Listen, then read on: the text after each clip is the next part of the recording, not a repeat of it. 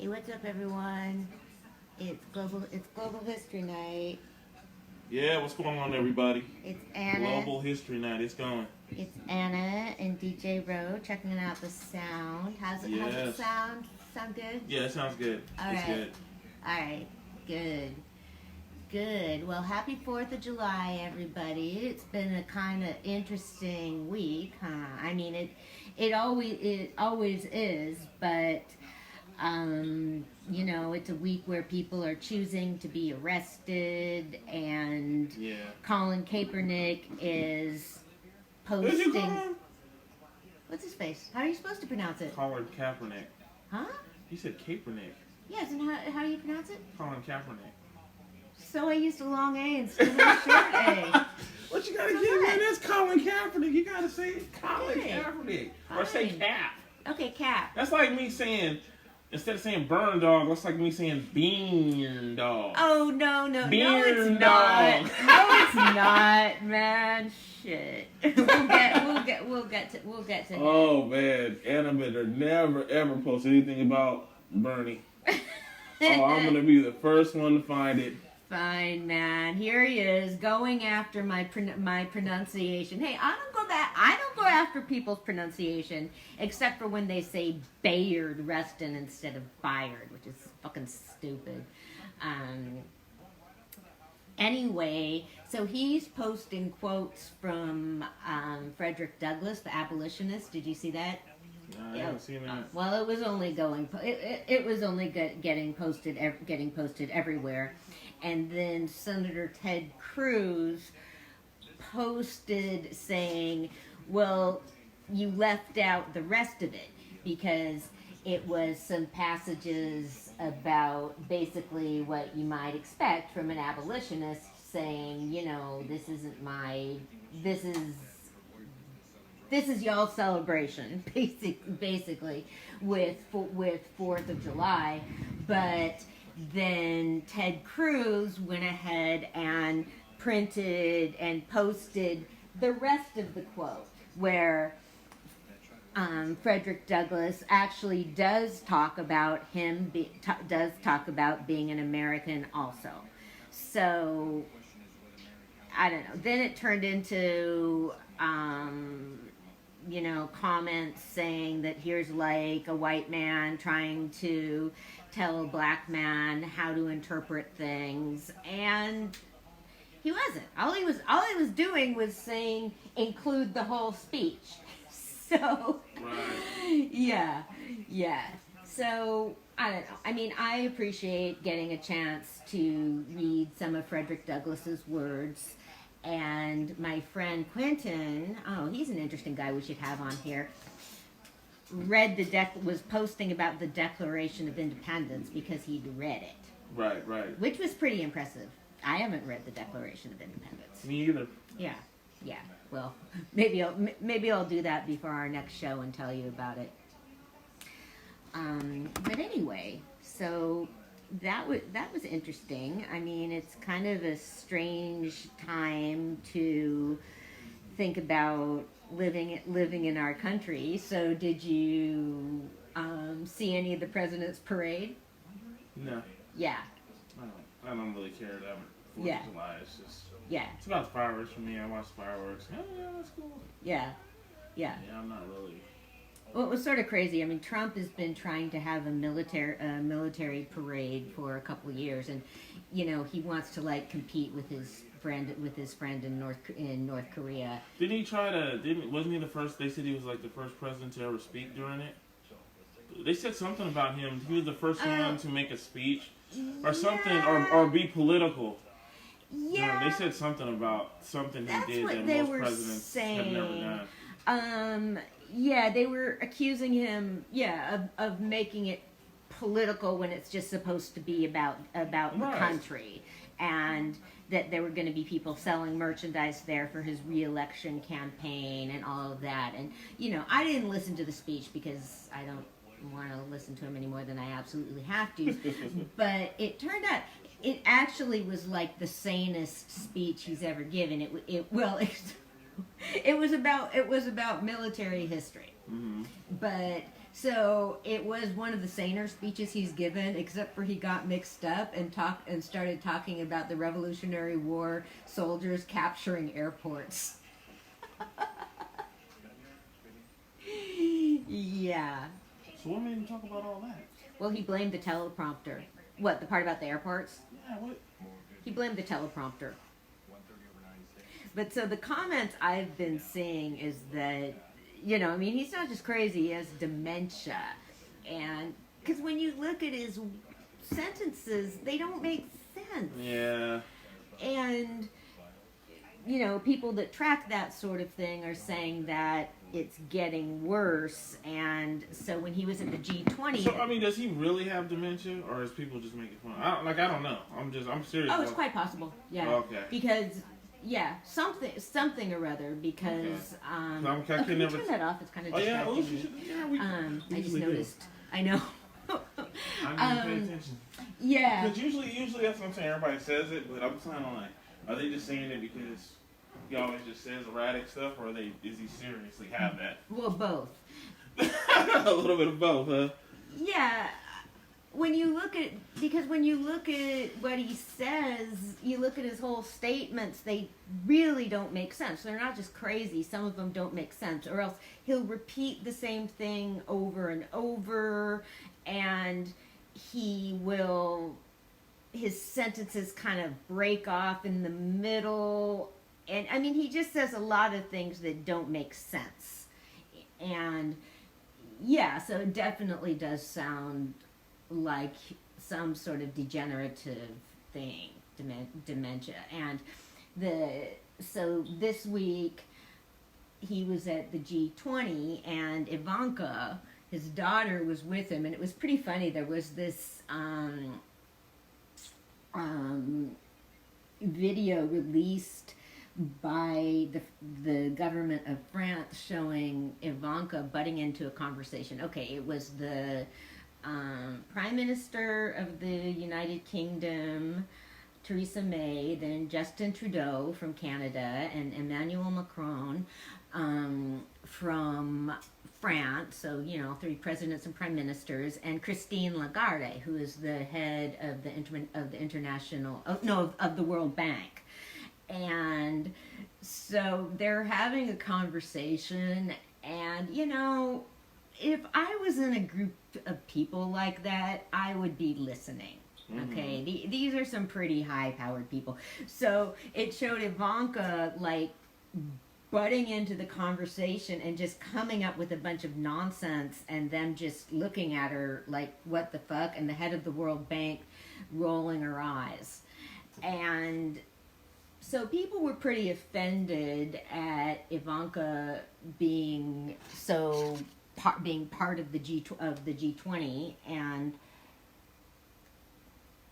being so close to the government. And so what I think I think one of the reasons she might have been there was to help keep him focused. It's called help him from making too much help him not to make too much of a fool of himself. I mean, you know, we all like stumble over our words and stuff. I mean, it's something I'm constantly trying to get better at. But I mean, it's always driven me crazy to listen to Trump because he doesn't make any sense. But you know, there's people that really track that stuff and are saying it's getting worse. So, you know, stress makes it worse. And, you know, I mean, obviously, I mean, even for an idiot or whoever the fuck he is, I mean, being president's pretty stressful. Okay, you know, so we all know one of the big things that's going on is the problems with migration in our country, and families being separated. And there was an issue going on about about funding. The problem with funding the border is that the president and the Republicans can make up a budget showing that they want to pay for the wall and stuff that Democrats don't like, but in the budget, they're also going to be paying for beds and toothpastes and things that the refugees who are in the detention camps need. So it's a real case to me of what you need to do in politics in some situations. That you need to just suck it up and deal. You know, this is a humanitarian crisis.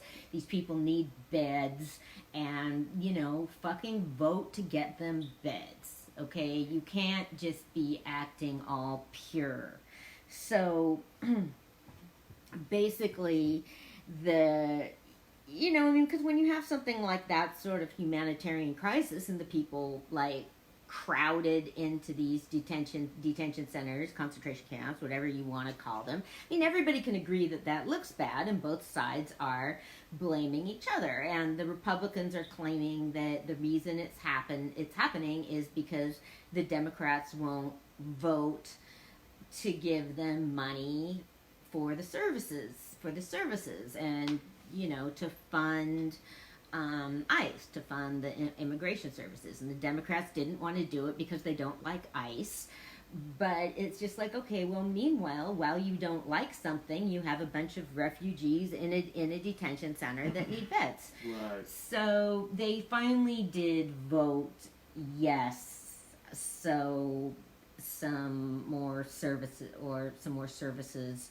should be going. I mean, the services are, the appropriations bill is also to pay for more immigration judges, people to go down and try to clear that backlog of people, the refugees and migrants that are stuck down there. Right.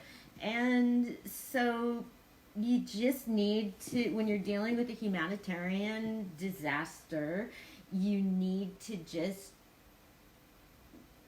try and solve that problem first. You know, you can sit around and argue while people don't have enough, you know, while people are in inhumane conditions. And so so AOC, good old AOC, posted that the detention camps, that the United States is running concentration camps. So of course that was a huge distraction for people to get offended and start shrieking about, it's not a concentration camp, it's not a concentration camp. And, you know, okay, so that, you know, that was just the Holocaust. Okay, and in the Holocaust you had you had work camps and you had death camps. So she wasn't saying the death camps, I mean, the concentration camps were where people were just kept, and then they were sent to death camps to be murdered. So, you know, she's correct that they aren't death camps. And what was really, really wrong was the hey, Chai. Hi, sweetheart. The National Holocaust Center issued a complaint about AOC comparing things to the Holocaust, and there was a great letter from a bunch of historians that was publicized, just saying, you know, I mean, as careful students of history, one of the things we need to do is look at patterns and look at similarities and connect the past to the present. And it shouldn't just be isolated. Like, okay, you know, concentration camps are not just from the Holocaust. They apply in other areas too. So, I mean, hopefully they can at least try and agree about getting some more beds to people down there, and I don't know, trying to you know, agree about that. So we're watching that. The other thing that's been, okay, that this is so bad. This is that was being circulated all over the place was a picture of a migrant. Did you see the picture of the migrant father and daughter that drowned? Did you see it? Wait, say that again? Okay, there's a picture being widely circulated about about a Salvadoran man and his daughter who drowned trying to cross over in the United States because he was in a camp in Mexico and didn't want to keep waiting and decided to cross the river. And he crossed over with his 2-year-old and left her on the side of the river and went back to get his wife, and the 2-year-old jumped in the water. I mean, what's she gonna do? You like leave your kid, you know? Right. Like you can't just leave your kid there. And so this picture is being circulated everywhere of supposedly the father and daughter like washed up on the shore, and it looked like he'd like tucked her into his shirt, and so they were laying there with like her arm around him, and I'm like, no, that doesn't happen with dead bodies don't cling to each other. That was staged. You know, I'm convinced. Okay, they washed up, and somebody wanted to get a really good photo up, so they positioned the bodies like that, which I think is really horrible. And you know, trying to like, but you know, people are like, oh look, you know, she died clinging to him. Like, no, you don't die clinging. You don't die clinging to somebody. You get loose from them. Okay. So can we have some realism? And see, there's a question about that where it's always an issue when pictures are circulated to elicit sympathy, because it's just people, that doesn't happen to not, that's not done. It's only done with like non-Western and non-white people for the most part. You really don't see anybody circulate. You know, I mean, it would be like nobody circulated photos of kids that were killed in school shootings. And you know, a couple of years ago, there was the body of a little boy that a little Syrian refugee boy that washed up, and that picture was circulated everywhere, and his parents didn't like that. It was traumatic for them. They felt it was disrespectful. So I mean, the same taboos should apply to everyone. And like U.S. newspapers, there's laws and rules and standards about showing dead bodies, but somehow that seems to get pushed aside when it's non-U.S. citizen, non-white dead bodies. And a cartoonist in Canada was supposedly fired he made a cartoon showing the bodies and Trump like stepping on them or something, and he was supposedly, and he was supposedly fired, and people are viewing that as a sign of the conservative machine. This is so terrible that he's being fired, in the conservative media and all that. Like, well, no, I mean, I think that's disrespectful. I don't think that you should be making cartoons about dead parents and showing dead bodies. Personally, I mean, they aren't your artwork. So it's kind of like, and I just don't like the way it's just used, and people are using this father and daughter as a reason to point out that our immigration system is wrong and inhumane. Like, okay, well, don't use the example of somebody who showed really terrible judgment to show that the laws are wrong. You need to show a case, you know, if you want to show that laws are wrong, you can't use, do you see what I'm saying? You can't use examples of people breaking the law to show that the laws are wrong. I mean, you know, they were waiting in the camp in Mexico, and, you know, I'm sure that was not a good place to be, but you know, he chose to jump in the water and do that. And so that's just I mean, I would just get slammed this is the sort of thing where people would, it's one of the cases where people would be really, really outraged about it. Like, yes, it's sad, but it's also, sure, it's sad. It's also terrible judgment and very irresponsible. And I am about to get to what is happening on the conditions for people in detention camps in other parts of the world to show some differences here. But before that, I just want to go back to the presidential debates, and because a distinction was made about why parents and children are being separated and how the problem could be solved. Okay, so everybody knows. Okay, I do not like Beto. I don't like the Bees. I don't like Burn Dog. I don't like Beto. I don't like Buttigieg. I mean, they're just like entitled and incompetent, selfish people. And so this is in the debate. So Beto's from Texas. I mean, he's from a border town, and so of course. Okay, so this was funny. In the first debate, all these people, they were trying to show off speaking Spanish, and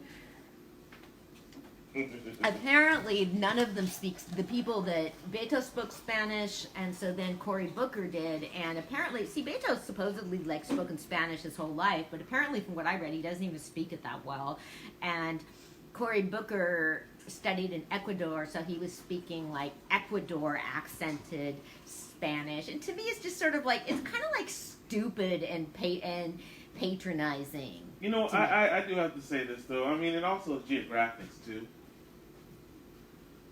Well, I mean, when they speak Spanish, I mean, there's different kind of lingos of Spanish. Yeah. If you're probably from I think Booker's from where, like Philadelphia, where's he from? New Jersey. New Jersey. Yeah. They probably get more, like Puerto Rican and what they call them. Well, they don't get like we have like more Mexican, so to speak, down here. They get So their Spanish might be a little different. Well, his was Ecuadorian Spanish, which not even Puerto Rican type Spanish. But I mean, I don't know. I'm not from there, but I know that they don't have like we have here. Mexicans like we have here. Theirs is different. They may have Ecuadorians. I don't know. Yeah. I'm just going by what I see from New York, East Coast, but New Jersey might be different. Yeah. They have more, Caribbean types. Yeah, they do. Spanish people, so their Spanish is a little bit different. So I can kind of see where some of them may sound a little different. You can't expect them to sound like a Mexican from here. Well, he wasn't trying to.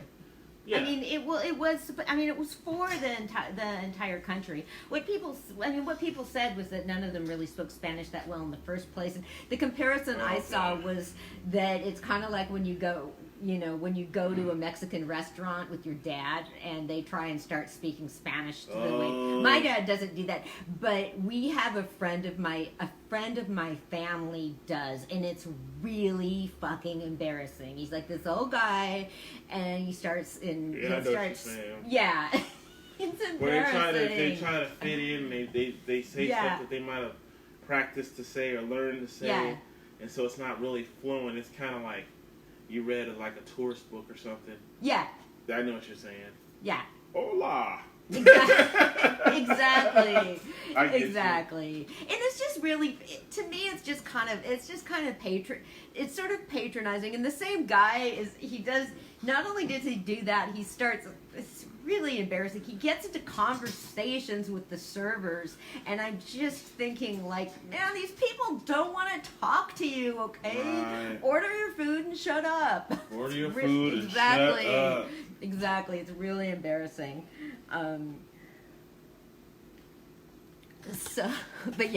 That was the comparison. But anyway,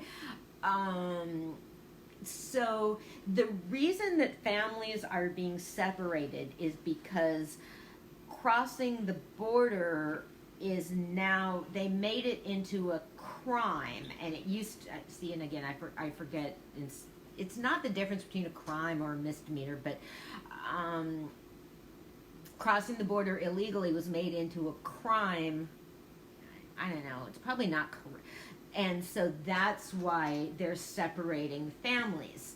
And because the point they make is, well, when your parents get sent to jail and they don't get to take their kids. It's like, well, yeah, and that is a big problem as well.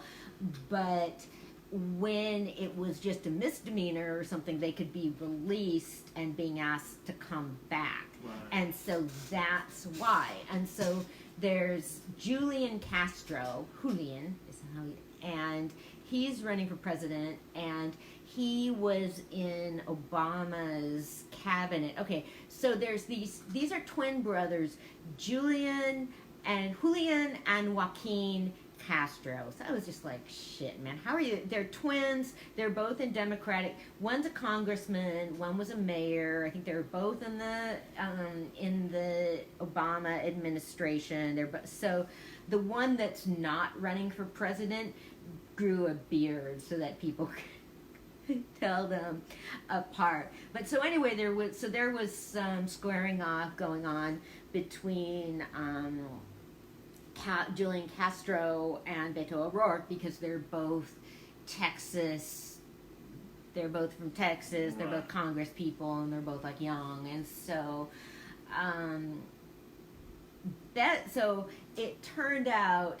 So Julian was really doing well, I thought, against Beto, because Julian had voted to strike down that law, the laws that were making it a crime to cross the border, because that would mean not separating the families. And Beto didn't vote against it, and he claimed that it was to protect against traffickers.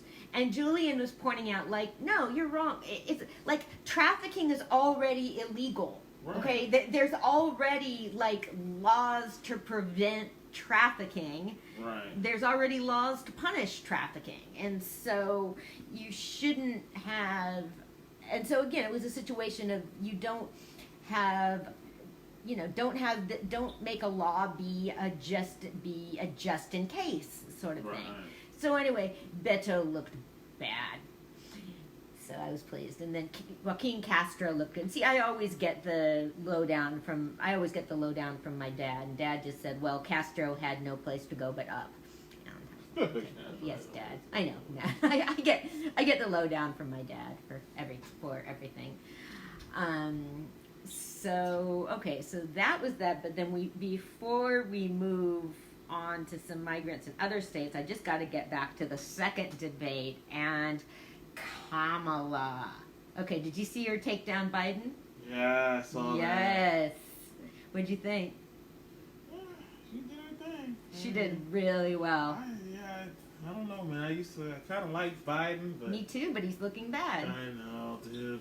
It's sort of an example. It was a great example to me of why he shouldn't be running for president. Because, like, okay, this is Joe, man. This is our boy Joe. And if he'd been, like, you could see it like, okay, I wanted him, if he had responded to her, he should have just responded to her as Joe, and he would have, like, he should have responded like our Joe Biden, Vice President Joe Biden, would have responded to what she was saying and to her memory. Like, okay, well, what was it like for you to be a kid being bused? And instead, he just sounded like an idiot. I mean, he just got, started blustering and backing up his record, and it's like, Joe, you have to step back. Like, okay, this is a different era. You're talking to a black woman who's like his daughter's generation, and you can't just talk like you've been talking all along. Okay, the world is a different place. And what he said was, well, I've always supported busing, but I believed in local control. And it's like, No, you can't say that. That is the argument that segregationists have always used. Always. I mean, they use states' rights and local rights to uphold segregation. Like saying basically, they'd say like, what they would claim is like, well, no, you know what, the problem isn't that, oh no, we're not racist, but we don't want the federal government telling us what to do. And so that was what people could get away with, and still what states could get. That's always how states and local governments try and get away with doing stuff like that, with not enforcing the laws equally. Right. So you know what, he just looked bad, and so.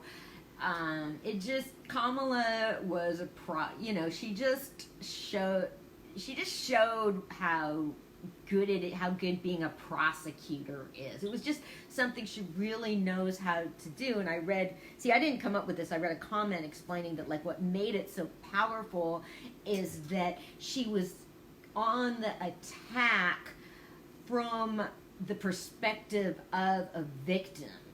So she was covering everything. And then right away, her campaign tweeted out the picture of like little Kamala with her little 70s pigtails and stuff like that. And I was in love with that because I was a really serious little kid too. And so the expression, it just reminded me of myself, of like, you're just looking at this little kid, this little Kamala, and thinking like, okay, you have this feeling that like everybody who knew her probably was sure that she was gonna grow up and be a prosecutor. Right. And I don't know, I just related to being a real serious kid. So anyway, Buttigieg is still has raised more money than Kamala, and me and some my other friends are pretty pissed about that. But we think Elizabeth Warren is doing well, and that is okay. So that is for now what I have to say about the election. But since we're talking about the issues of migration, refugees, and just one of the things we've talked about a lot is like people trying to get places and other people trying to keep them out. Right. Basically. Yeah, it goes. Seriously. So, okay. So we did talk about this. Portland, Maine is now, there's a bunch of people living in Maine now, a bunch of immigrants from Angola and Congo. And so we talked about that, how in Texas they were trying to get more French speakers and Lingala speakers for these people from Central Africa, where a lot of people speak French. And so they're now in Maine, and I mean, with some other issues that we'll get to. So people are trying to settle in and get to know each other, and I don't know. Maine was one of those places that had this big like, oh yeah, we're so wonderful and welcoming, and everybody can come here. Then lots of people started coming there, and they're like, whoa, what the fuck? So, everybody needs to be a little less self-righteous about it. The mayor of, Trump is threatening to send migrants to sanctuary cities, and the mayor of Oakland, Libby Schaaf, was interviewed and was like, yes, everybody's welcome here. It's my job to make everybody welcome. And a little bit like, okay, well, that sounds nice, but how many people are homeless? I mean, Right. So, okay. meanwhile, talking about detention camps and being a. Oh, okay. So the bill passed in Congress was $4.6 billion to find humanitarian aid for migrant children at the nation's southern border. So that is what the Democrats and Republicans have been fighting about. And hey, I'm sorry, you don't like ICE. You need fund ICE because there needs to be services for all those people that are stuck on the border. And spurred by public horror over a disturbing photo of a father and child dead, like, okay, well, sure, we can disrespect dead bodies and stage them and publicize them, but, whatever. It's like, if it did some good for other people. Okay, so meanwhile, so Libya has a lot of detention camps, and there's a lot of refugees there from Eritrea because, and then I guess we'll discuss more later, things are still pretty fucked in Eritrea, and there's refugees from Sudan, and the Libyan detention centers are a humanitarian disaster. We've talked about this before, about how people's names aren't even recorded. They can't even get on a list to try and get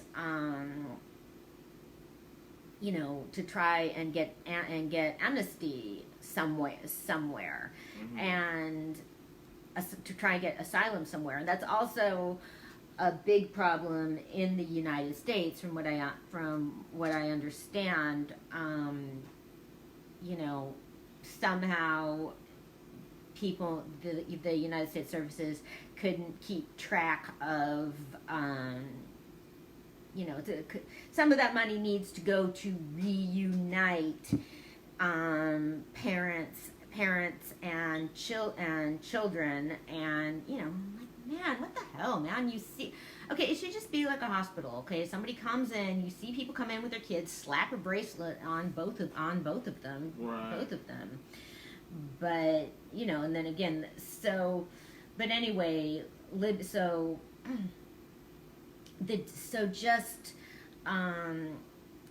40 people, a detention center in Libya was just bombed, and because 40 people were killed and quite a few more people were injured, and that is because the detainees have been housed next to a weapons site. So being a refugee sucks, you could say. And more than 80 people trying to reach Europe from Libya are feared dead after their boat capsized off the coast of Tunisia, according to the UN Migration Agency. People are really trying to get away from Libya. And so then there's refugees from Bangladesh who are in Tunisia, and they have been forced to go home and have been denied the chance to claim asylum because they were stuck at sea and were told to go home, or nobody would give them any food or water. So I don't know, man.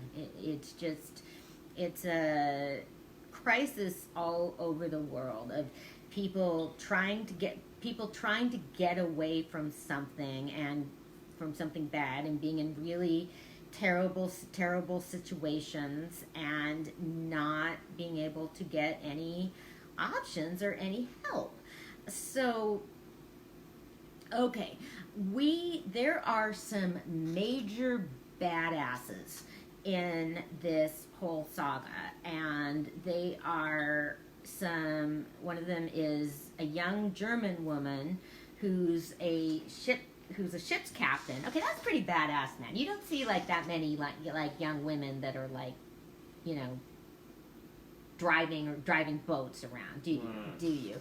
You know, she speaks 5 languages, and so she was at sea with she rescued 40 people and was arrested. She was told that she couldn't land, that she couldn't dock in Italy, and there was a naval boat blocking her, and she went around it. Okay, that's pretty badass, man. That's some pretty good boat driving. Whatever. So she's been arrested, and so she was in a 2-week standoff with Italian authorities, and her name's Carola Rackete. She docked the German boat on the Sicilian island in defiance of a ban by the country's far right interior. Like, seriously, man. I mean, these refugee boats aren't that big. You know, just like imagine like a big naval boat trying to block her, and she got around it.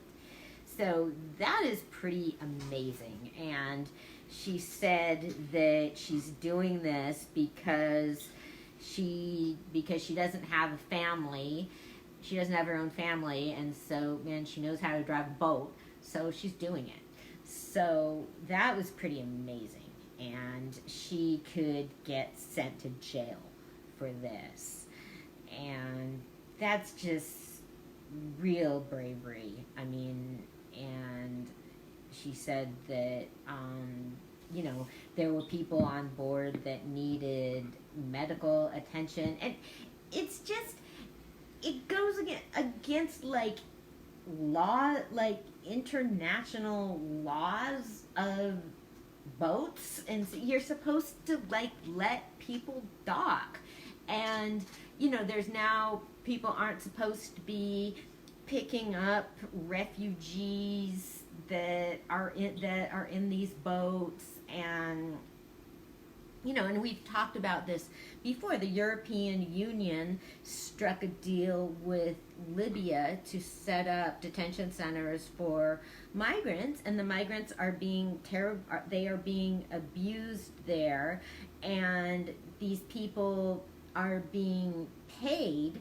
So you have members of the Libyan Coast Guards, like, basically, you know, they're like going out and like catching people, basically, to bring them back, because they get paid for them. Mm-hmm. So, I mean, it's just fucked up. I mean, you know, so if somebody is needing to leave their country, if somebody's country is bad enough for them to want to leave and go through all that, then they need to get something humane.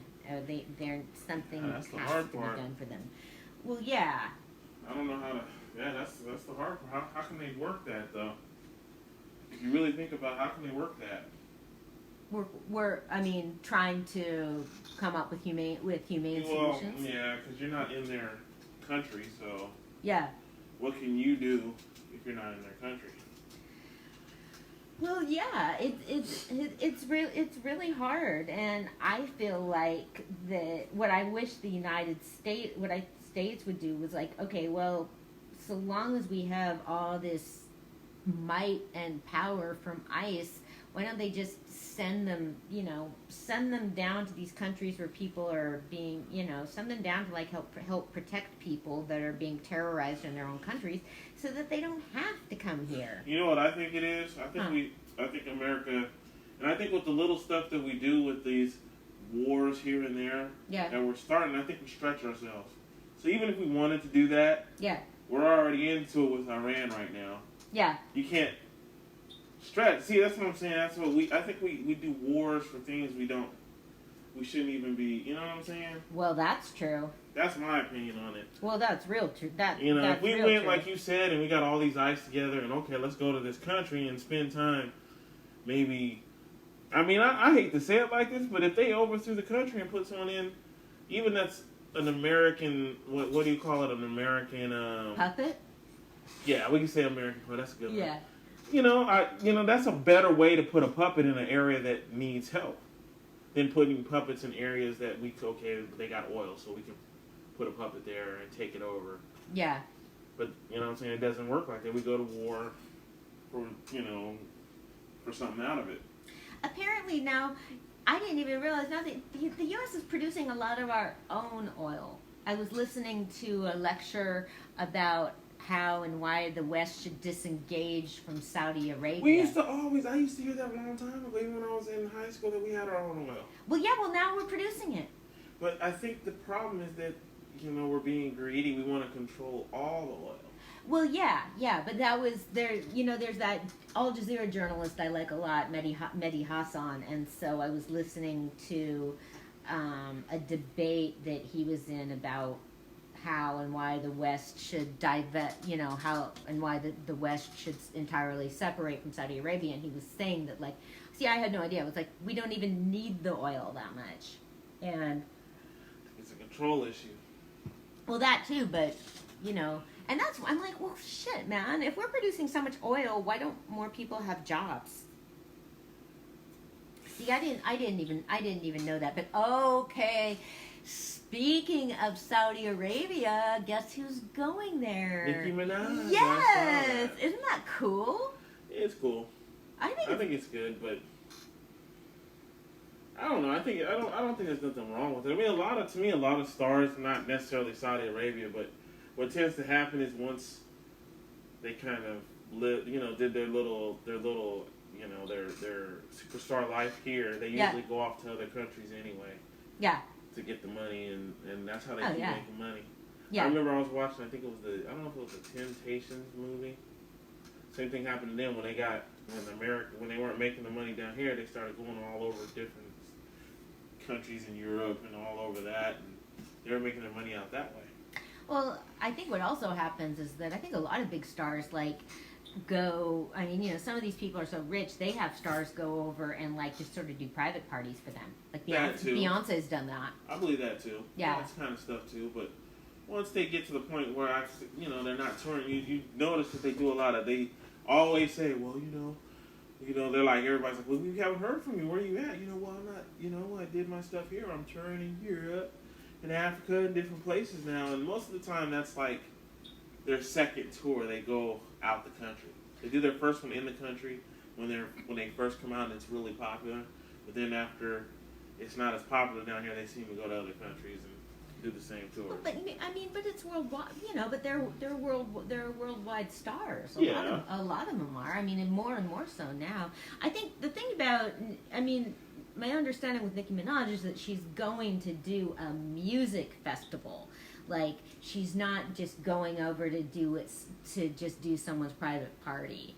Because I have issues with, I don't know, there's issues with with stars going and performing for, some of the people that have major human rights violations. I don't agree with that. I don't, but I think if they get the right money, I don't think they trip too much. Their manager, they get it set up to do it, I think, most of the time. I know that. I'm saying I have a problem with it. Yeah, I know, but I think they do it anyway. I don't think they... Well, yeah, besides me having a problem. Besides you having a problem. I have a bigger problem with other things. I have a much bigger problem, actually, with artists being silenced. But, I think it's cool that it's a sign of